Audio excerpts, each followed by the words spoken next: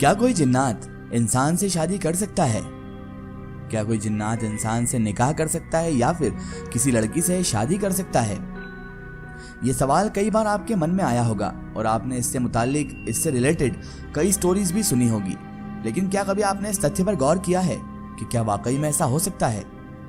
इसी डाउट को क्लियर करने के लिए आज हम आपके लिए लेकर आए हैं एक बहुत ही इंटरेस्टिंग स्टोरी। मेरा नाम निशा है, मेरी उम्र 23 साल है। ये बात तब की है जब मैं 16 साल की थी, यानी कि आज से तकरीबन 7 साल पहले की।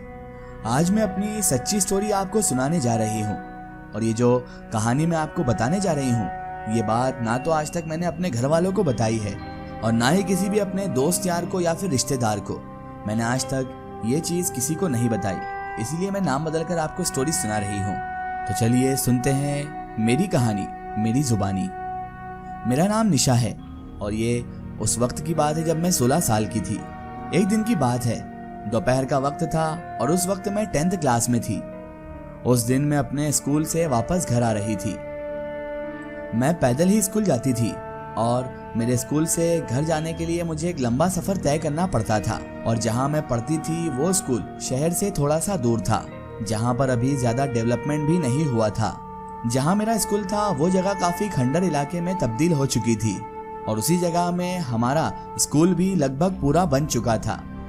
उस दिन जब मैं अपने घर जा रही थी तो जैसा कि मैंने आपको बताया, मैं अपने स्कूल से घर पैदल ही जाया आया करती थी। मैं रास्ते में ही थी और काफी तेज धूप हो रखी थी। मेरे आसपास मुझे कोई भी इंसान दिखाई नहीं दे रहा था। आसपास सिर्फ और सिर्फ पेड़ ही पेड़ मौजूद थे, ना वहां पर बंदा था और ना ही बंदे की जात। उस वक्त पता नहीं कैसे पर मुझे एहसास हुआ कि कोई ना कोई मेरा पीछा कर रहा हो। पता नहीं मुझे ये कैसे मालूम पड़ा, लेकिन मुझे ऐसा लग रहा था कि मैं किसी न किसी की नज़र में हूँ और कोई ना कोई मेरा पीछा कर रहा है। ऐसा लगातार मेरे साथ 3 दिन तक होता रहा। 3 दिन तक तो मैंने कोई भी इस पर रिएक्शन नहीं दिया और मैंने सोचा हो सकता है दिमाग का वहम होगा। लेकिन चौथे दिन जब मैं स्कूल से वापस घर आ रही थी तो ऐसा लगा जैसे कोई मेरे ठीक पीछे चल रहा हो और उसकी मौजूदगी मुझे महसूस हो रही थी। मैं घबरा गई और मैंने अचानक पीछे मुड़कर देखा, लेकिन ताज्जुब की बात यह थी कि वहां पर कोई भी मौजूद नहीं था। फिर मैं अपने घर की तरफ चलने लगी। अभी मैं चल ही रही थी कि अचानक मुझे ऐसा लगा जैसे किसी ने मेरा हाथ पकड़ लिया हो और जब मैं अपने हाथ की तरफ देखती हूँ डर कर, तो मुझे वहां पर कोई भी शख्स दिखाई नहीं देता है। लेकिन आप यकीन नहीं करेंगे, मुझे अपने हाथ में किसी और का हाथ महसूस हो रहा था। ऐसा लग रहा था मानो किसी ने मेरा हाथ बड़ी जोरों से पकड़ रखा हो। जिस किसी ने भी मेरा हाथ पकड़ रखा था उसका हाथ काफी ठंडा था। मैंने ये स्पर्श महसूस किया क्योंकि उसने मेरा हाथ पकड़ा था, तो मुझे अजीब सी ठंडक अपने हाथ में महसूस हुई, जैसे कोई ठंडा हाथ अपने को लगाता है। और उसका स्पर्श इतना ज्यादा ठंडा था, ऐसा लग रहा था मानो मैंने बर्फ को पकड़ रखा हो। तभी अचानक मैंने अपने हाथ को छुड़ाने की कोशिश की, लेकिन वो जो कोई भी था वो मेरा हाथ छोड़ने को राजी ही नहीं था। वो मेरा हाथ छोड़ ही नहीं रहा था। मैं ताकत भी लगा चुकी थी और बहुत जोर से छुड़ाने की कोशिश कर रही थी, लेकिन हाथ नहीं छूट रहा था। तभी मैंने गुस्से में आकर अपने हाथ को एक झटका दिया तो मेरा हाथ उसके हाथ से अलग हुआ और उसके बाद मैं फौरन बहुत ज्यादा डर गई थी और डरी सहमी हुई अपने घर की जानिब मैं भागने लग गई। जब मैं घर पहुंची तो मेरी माँ मुझे देखकर कह रही थी, क्या हुआ बेटा, क्या बात है, तुम इतनी हाफ क्यों रही हो बेटा, क्या हुआ है आखिर तुम्हारे साथ? मैं अपनी माँ को कुछ भी बता नहीं सकती थी क्योंकि ये घटना ऐसी थी कि माँ कैसे यकीन करती और फालतू में बहुत ज़्यादा घबरा जाती, परेशान हो जाती और पता नहीं क्या क्या बातें होती। और मैं अपनी माँ को बताती तो क्या बताती कि मेरे साथ क्या हुआ, क्योंकि अभी तो ठीक से मुझे भी नहीं पता था कि मेरे साथ ये सब हो क्या रहा है और ये सब जो मेरे साथ हुआ है आखिर वो था क्या। मैंने फौरन अंदर जाकर अपने कपड़े सबसे पहले बदले और उसके बाद हाथ मुँह धोकर खाना खाने के लिए मैं बैठ गई। माँ जाकर मेरे लिए खाना लेकर आ गई, लेकिन मुझसे खाना खाया ही नहीं जा रहा था। मुझे तो बार बार वो घटना याद आ रही थी और मुझे वही चीज़ बार बार आंखों के सामने आ रही थी। मेरा मन बहुत ही ज़्यादा अजीब हो रहा था और उस वक्त गर्मी का ही मौसम था। लेकिन ताज्जुब की बात यह थी कि मुझे गर्मी के मौसम होने के बावजूद भी बहुत ज़ोरों की ठंड भी लग रही थी।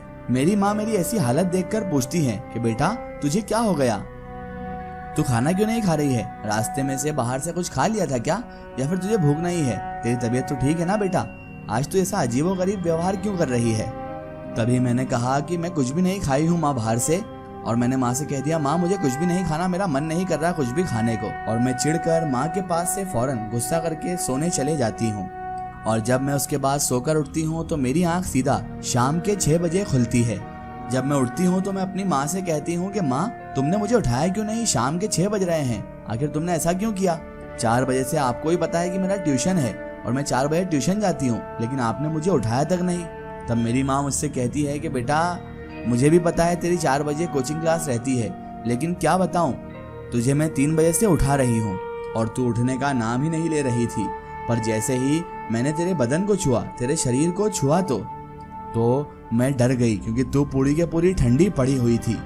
तेरी ऐसी हालत देखकर मुझे बहुत ज़्यादा डर लग रहा था, इसीलिए मैंने तुझे कंबल उड़ा दिया और उसके बाद मैंने तुझे उठाना सही नहीं समझा। मुझे लगा तेरी तबीयत में कुछ गड़बड़ है। उसके बाद मैं मुँह हाथ धोने के लिए वॉशरूम चले गई। अब मुझे इतनी लंबी नींद लेने के बाद थोड़ा अच्छा भी लग रहा था। दोपहर की घटना के बाद एक लंबी नींद लेने के बाद मुझे थोड़ा बेहतर लग रहा था और अब मुझे भूख भी जोरों की लग रही थी। मैंने माँ से आकर कहा, माँ मुझे खाना दे दो। फिर मैं फौरन खाना वाना खाई और मुझे स्कूल का बहुत सारा वर्क भी करना था, तो मैं वो करने में लग गई। स्कूल का काम करते वक्त मेरे मन में बस एक ही ख्याल बार बार आया जा रहा था कि स्कूल से आते वक्त जो मेरे साथ घटना हुई और वो अदृश्य चीज जो थी, अब वो आखिर क्या थी और ये सब मेरे साथ क्या हुआ था। आखिर वो कौन था जिसने मेरा हाथ पकड़ रखा था और उसका स्पर्श इतना ठंडा क्यों था और वो मुझे दिखाई क्यों नहीं दे रहा था।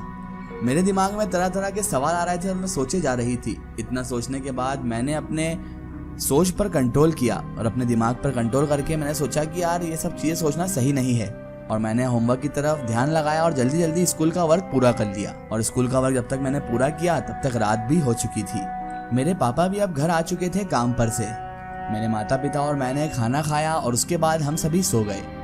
यहाँ मैं आपको एक बात बताते चलूं कि मैं अपने माँ बाप की इकलौती बेटी हूँ।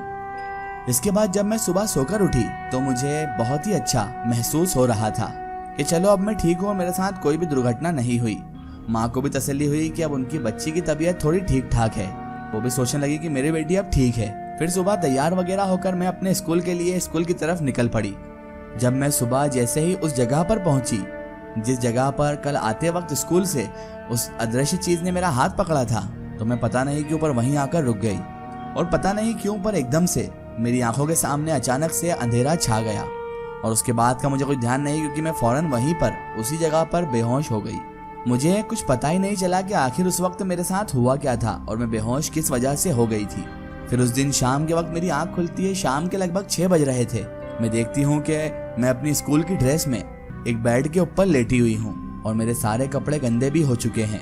मैं थोड़ा सा जब होश में आती हूँ तो मुझे दिखता है कि मैं अपने घर में हूँ। मैं अपनी माँ से उठते हुए पूछती हूँ, माँ मैं यहाँ कैसे आ गई? मैं तो स्कूल में थी। उसके बाद मैं चारों तरफ अपनी नज़र दौड़ाकर देखती हूँ तो पड़ोस की 4-5 आंटियाँ भी मेरे वहाँ आई हुई थी उस वक्त, और मेरे मम्मी पापा दोनों मेरे पास में बैठे रो रहे थे। तभी मेरी माँ मेरे पास आकर बोलती है, बेटा क्या हुआ था तुम्हारे साथ? आखिर तुम वहाँ पर उस जंगल में करने क्या गई थी? मैं अपनी माँ की ये बात सुनकर हैरान रह जाती हूँ, क्योंकि मैं तो जंगल गई ही नहीं थी। आखिर क्या हो रहा था निशा के साथ, ये सब जानेंगे हम इस वीडियो के अगले पार्ट में। दोस्तों, अगर आप भी अपनी जिंदगी की कोई सच्ची कहानी या सच्ची घटना हमारे चैनल से शेयर करवाना चाहते हैं और आप चाहते हैं कि आपकी स्टोरी भी माई स्टोरी बुक चैनल से शेयर हो, तो आप हमें हमारे फेसबुक पेज पर कांटेक्ट कर सकते हैं और अपनी स्टोरी वहां पर हमें बता सकते हैं।